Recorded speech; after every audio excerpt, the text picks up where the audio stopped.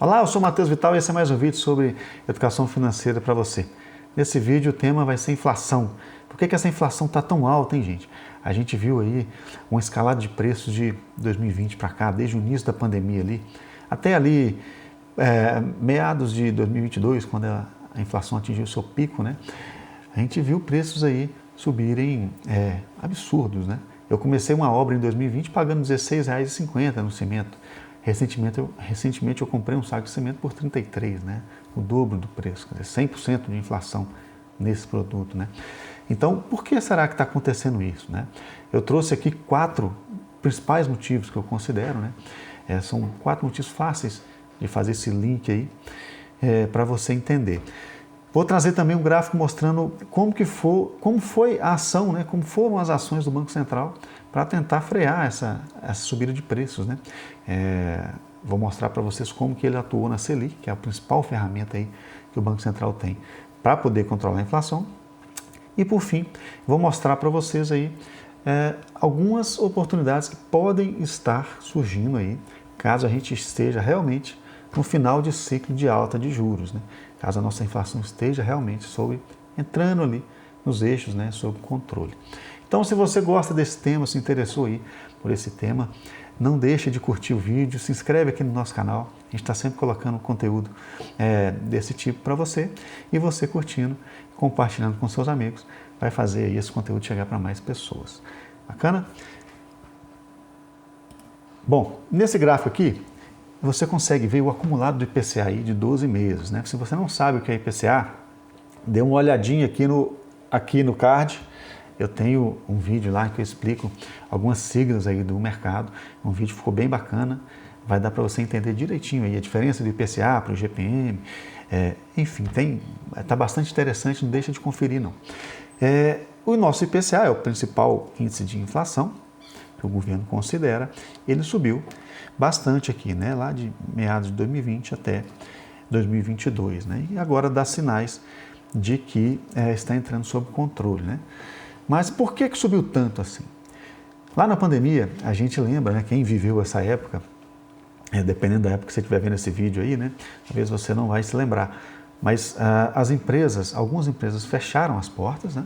E as outras que continuaram funcionando, a grande maioria reduziram a produção, né? Então, a oferta, né, naquela lei de oferta e demanda ali, ela foi ao desequilíbrio, né? Houve um desequilíbrio ali, faltou produto, né? Com isso, a demanda fica maior do que a oferta e os preços sobem, né? Então, esse foi o primeiro fator ali, crucial para esse aumento de preço. O segundo fator crucial tem a ver com a própria pandemia, né? Na hora que voltam as empresas a funcionar, as pessoas voltam a ter renda, né, como tinham antes, os produtos ainda não voltaram, porque determinados produtos precisam de um tempo para ser produzido, né? Os estoques, né, se esgotaram, né? Tem que repor o estoque para depois chegar na prateleira, enfim, é mais demorado a reposição da oferta. Então isso mantém, né, aquela inflação que já estava alta, ela se mantém alta até que esses estoques estejam recuperados, né? Um outro fator que é legal citar foi o período de seca prolongado que a gente teve aí no ano de 2021, né? Teve muito pouca chuva. Foi um ano que das maiores secas que a gente teve, né? E isso, como a nossa matriz energética, ela depende muito de chuva, muito de água, né? São as hidrelétricas. A gente teve que optar por ligar as termoelétricas, né, que é uma fonte mais cara de energia, para repor ali aquilo que estava faltando de capacidade aí de geração de energia das nossas hidrelétricas. Com isso, a nossa energia também aumentou de preço, né? E quando a energia aumenta de preço, todo produto precisa de energia para ser produzido, o custo dos produtos aumentou. E para fechar aí a cereja do bolo, aí veio essa guerra aí entre a Rússia e a Ucrânia, né? 2 países fortíssimos aí no agronegócio, né? A Rússia também aí com a parte de petróleo, causando aí pressões inflacionárias no mundo todo, né? Que já vinha super pressionado aí pela pandemia.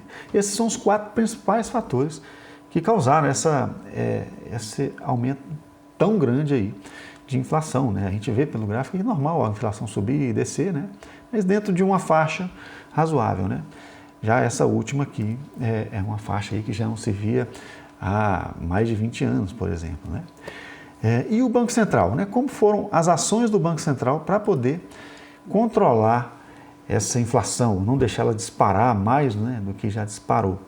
Aqui, nesse gráfico, eu vou mostrar como foi essa ação do Banco Central. Eu vou mostrar outras também para vocês terem uma ideia melhor de como funciona essa ferramenta Selic aí trabalhando para tentar segurar a inflação, né? Falando dessa específica que é de hoje, que a gente está vivendo, né? Dessa alta de hoje, a gente percebe aqui que em 2020, né, o IPCA sobe, passa um tempinho, quando o Banco Central tem a percepção de que pode estar fugindo do controle, né, ele começa a elevar os juros, né, a elevar a taxa Selic, né, desestimular o consumo. Com isso, as pessoas vão consumindo menos, né, o preço sobe menos, né. Só que esse efeito é demorado, ele precisa de alguns modelos matemáticos aí mostram que são de 6, 7, 8 meses para poder ter efeito, né. Então a gente percebe aqui, ó, o Banco Central começou a aumentar a taxa de juros no ano passado, né, aparentemente aqui em março, se não me engano. Quer dizer, só agora, um ano depois, é que foi ter ali, né, aquela redução, né, da desaceleração, né?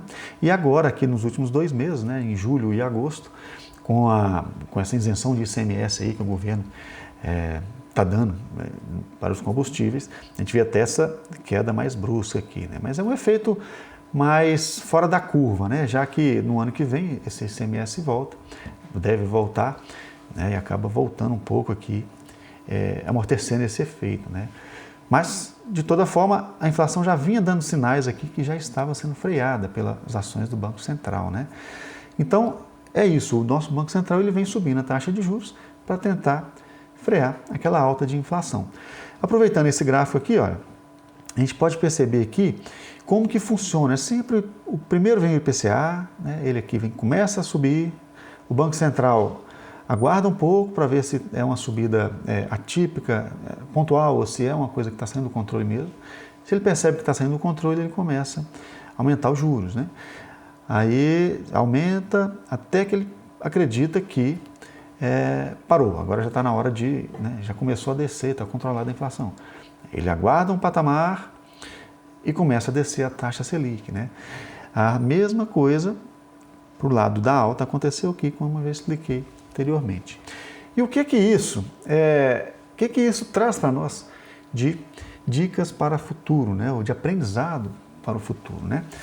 A gente olhando para cá, a gente percebe, né, os patamares, né? Sempre existem patamares, assim, quando o final de um ciclo, né?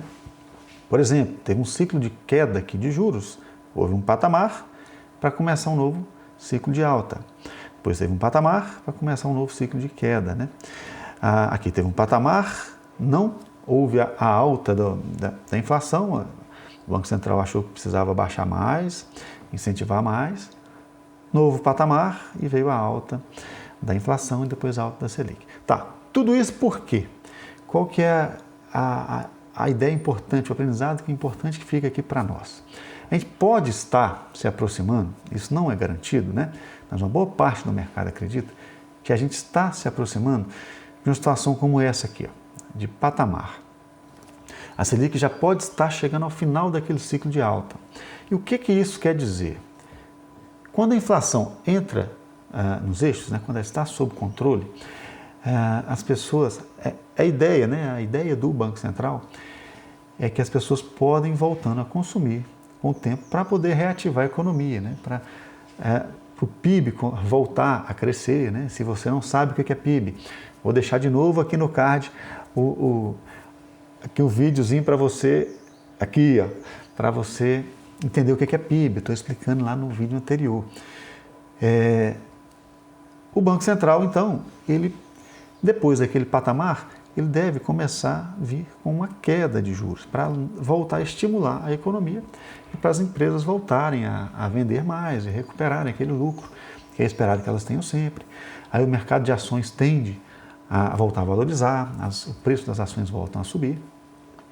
E além desse tipo de oportunidade, que é no mercado de renda variável, lembrando que isso não é agora, lembrando que isso acontece normalmente, é esperado que isso aconteça depois do patamar, né? Inclusive o patamar de agora, já está sendo falado pelo Banco Central, deve durar bastante tempo, mas já é legal a gente começar a se antenar para isso, quer dizer, é tempo suficiente para a gente começar a estudar sobre isso, e é essa a mensagem principal que eu quero trazer nesse vídeo aqui. Não é hora de já partir para investimentos de risco, mas é hora de começar a estudar esses investimentos, com certeza, não tenho dúvida disso, é hora de começar a estudar se você já não está, para que você, na hora que vier aquela oportunidade, na hora que começar a derrubar os juros, quando a bolsa começar a andar, você já esteja preparado para poder tomar decisões ali nessa linha de tomar um pouco mais de risco e diversificar mais a sua carteira para o lado da renda variável. Mas além disso, além dessa oportunidade que está para surgir, né, vai surgir ali na frente na renda variável, existe também uma oportunidade muito bacana dentro da renda fixa, que são os tesouros ou os títulos, né, pré-fixados. Esses são títulos que tendem a valorizar de 20%, 30%, 40% em um ano dentro da renda fixa, né, com um risco ali bastante controlado. Só que é um comportamento de renda variável dentro da renda fixa. Então não é como diz aquele áudio, né, se não tem as manhas não entra não. É uma coisa para se estudar bastante antes de entrar. E talvez essa seja a hora de você começar, se você já não começou, esses estudos. Porque quando vier essa oportunidade, quando vier a hora, e quando que é essa hora? Né? Normalmente é quando o Banco Central dá o primeiro tiquezinho para baixo aqui na Selic. Se a gente perceber aqui, ó, sempre que ele dá um tiquezinho para baixo, ele segue derrubando por um tempo. Né? Então quando ele der esse primeiro tiquezinho para baixo, pode ser ali o nosso momento. Isso não é recomendação, isso não é uma receita de bolo, não quer dizer que sempre vai acontecer assim, não. É como aconteceu, é como a gente espera que aconteça. E para que você consiga tomar a decisão certa nessa hora, é importante que você comece a estudar agora. Né? Não é depois que começou a cair a Selic que você vai começar a estudar. Não, nessa hora você já tinha que estar estudado e já tinha que estar comprando ali o título que você escolher.